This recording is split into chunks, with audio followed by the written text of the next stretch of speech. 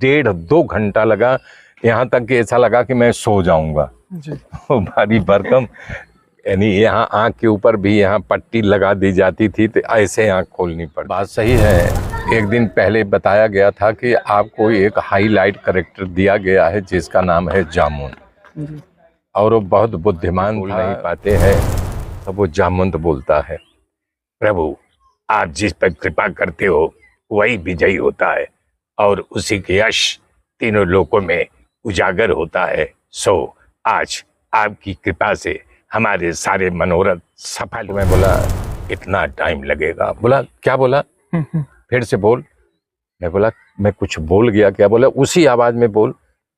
मैं बोला यार मैं कैसे बोल गया? चाहे जाग के कीजिए चाहे सो के। अब रियल मुझे रात में कम से कम 2 बजे तक मैं जागता रहा, कैसे बोलूंगा?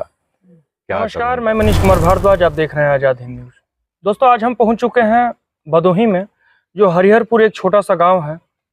वहां पर एक ऐसे कलाकार के साथ कहीं ना कहीं आपने रामायण देखा होगा, रामानंद सागर जी का रामायण देखा होगा, और उसमें जामवंत का जो रोल किए थे, तमाम से किरदार किए थे, आज उनके साथ हैं। सबसे पहले आपका स्वागत है सर, आप अपना नाम बताएं। जय श्री राम। मेरा नाम श्रीकांत राजशेखर उपाध्याय है। यहाँ से श्रीकांत के नाम से पढ़ाई लिखाई किया हूँ, राजशेखर के नाम से मशहूर हुआ हूँ जी। जैसे आप के घर से कोई फिल्म में था कि? घर क्या, पूरे जिले में आसपास के लोगों को नॉलेज ही नहीं था ना फिल्म क्या है, कैसे वहाँ पहुँचे। ये तो गॉड गिफ्ट होता है, ईश्वर की रचना होती है, जिसको जहाँ भेजना होता है भेज देता है। हमारी अपनी अभिव्यक्ति, हमारा अपना नॉलेज। मैं अपना जो फीलिंग किया बता रहा हूँ। मुझे उस लाइन से लगाव हुआ और ईश्वर ने मुझे वहाँ तक पहुँचने का रास्ता बना दिया और मैं कामयाब भी हुआ। तो सबको बोलता हूँ कि जो जिस लाइन को पकड़ना चाहता है, परिश्रम तो अवश्य है, बिना परिश्रम के कामयाबी नहीं मिलेगी।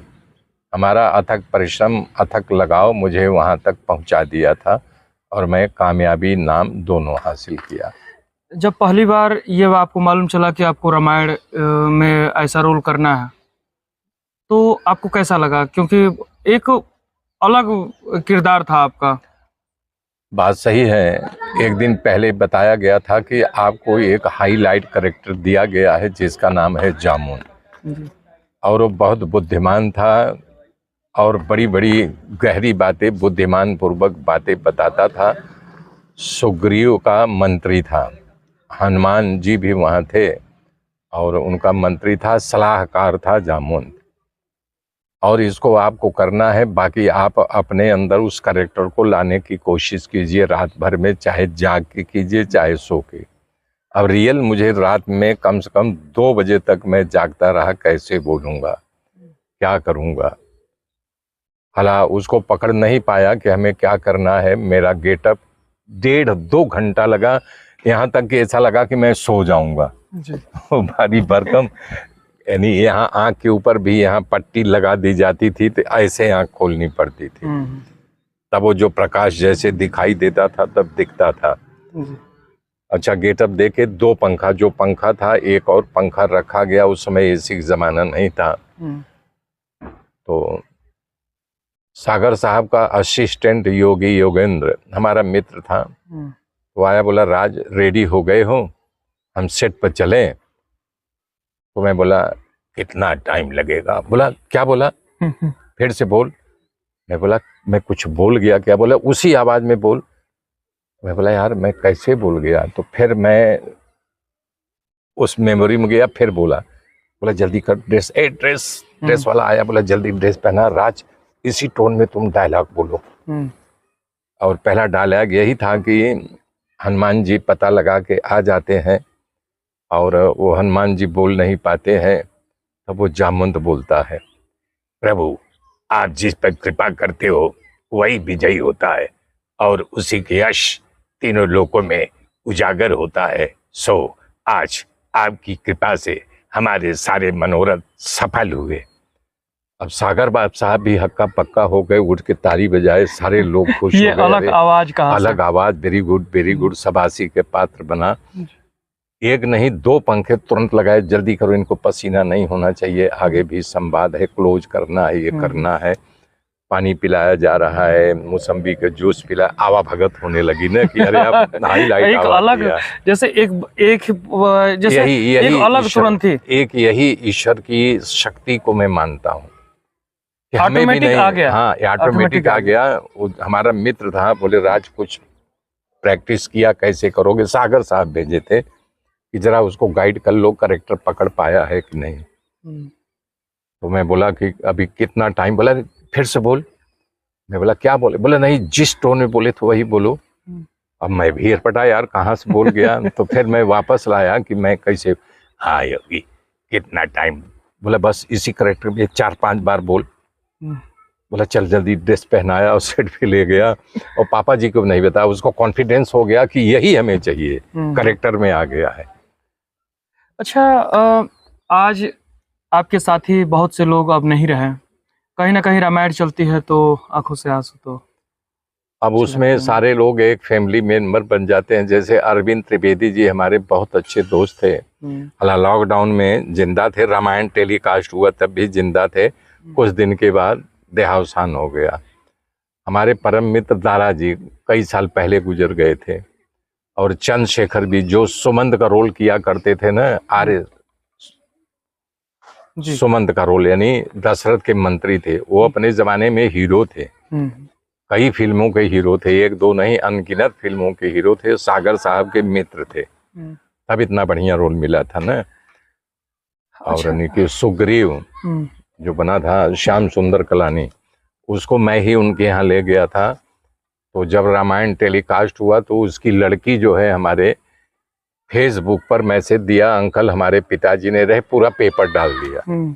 तो मैंने तुरंत अरुण गोविल को भेजा, प्रेम सागर को भेजा, अरे सुग्रीव मर गया, हाईलाइट हो गया मरने के बाद भी। और हाईलाइट ऐसे एक लड़का जो है गिरिराज जो नल नील बना था, तो उसका फोटो लगा दिए कि ये मर गया। तो उसके घर से मुझे फोन आया, यानी कि बोले भैया उसकी बीबी ने फोन किया कि गिरिराज का फोन नहीं लग रहा है, सही सही हमारे यानी कि ये मर गए।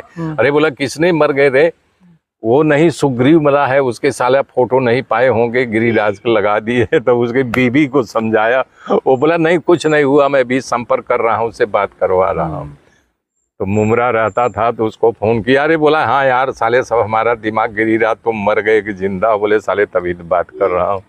ऐसे बातें हुआ।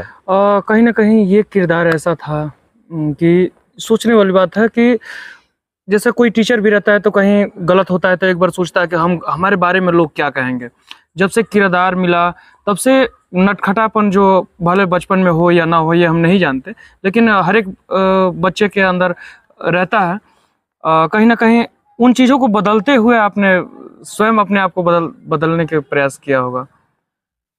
देखिए जब कामयाबी मिलती है तो रियल में आदमी गंभीर हो जाता है, इतने पब्लिक को फेस करना पड़ता है, तो अंदर से एक आत्म बल की अभिवृद्धि, मतलब इतना तेज बढ़ावा हो जाता है, तो सोचने समझने की शक्ति ऑटोमेटिक बढ़ जाती है। ये ईश्वर की देन है। जब यश प्राप्त होता है तो ईश्वर की कृपा से प्राप्त होती है, ऐसे नहीं। ये समझ लो कि प्रभु की कृपा है तब नाम मिला है, तब मशहूर हुए हैं।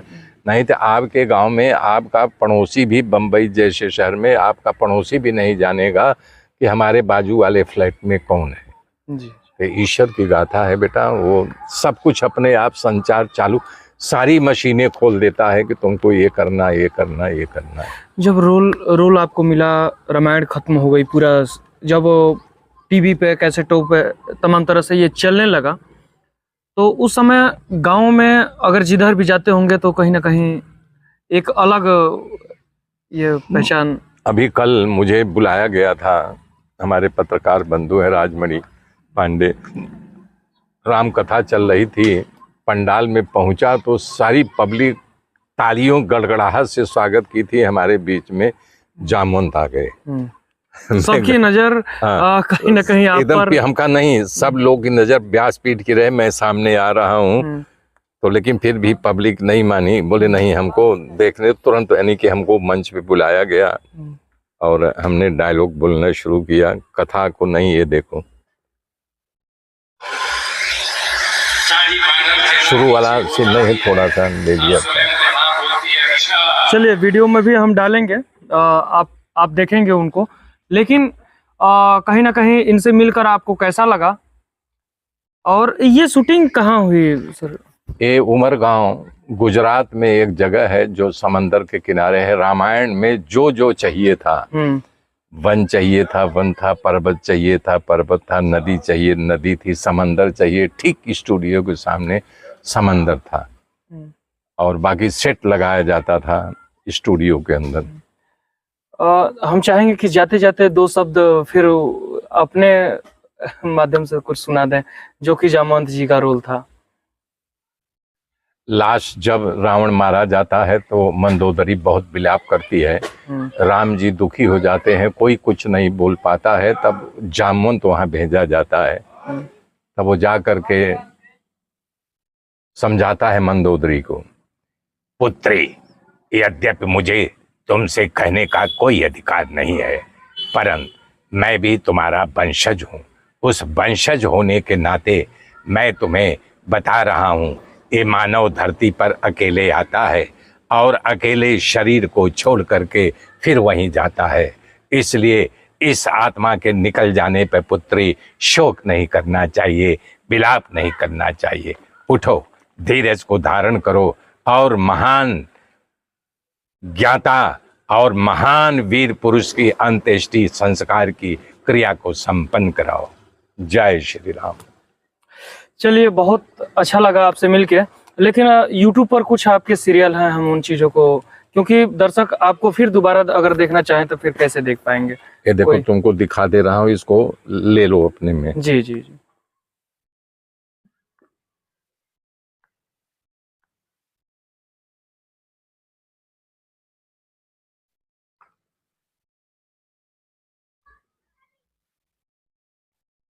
ये देखिए, लता आर्ट्स जी। LATA RTS YouTube channel.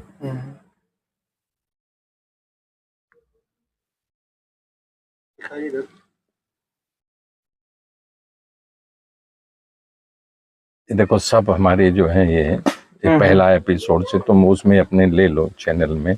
पहला एपिसोड ये नीचे है, बहुत सारे खेल हैं, हरिश्चंद्र तारामती। चलिए, स्क्रीन रिकॉर्डिंग चल रहा होगा, कहीं ना कहीं हम दिखाएंगे स्क्रीन रिकॉर्डिंग। ले लो ना, ये देखो, ये एपिसोड 1 है, ये ले लो ना, इधर से उनको दिखा दो, इसका सीन ले ले। कहीं ना कहीं स्क्रीन रिकॉर्डिंग भी दिखाएंगे, वीडियो में चलेगा। जो भी पहला दूसरा एपिसोड है उसको दिखाएंगे, और क्या चैनल का नाम है वो भी दिखाएंगे। खैर, इस वीडियो में इतना ही। आपसे मिलकर बहुत अच्छा लगा। हमें लग रहा है कि कहीं ना कहीं प्रभु जी से फिर मुलाकात हो गई आपसे। सत सत नमन है।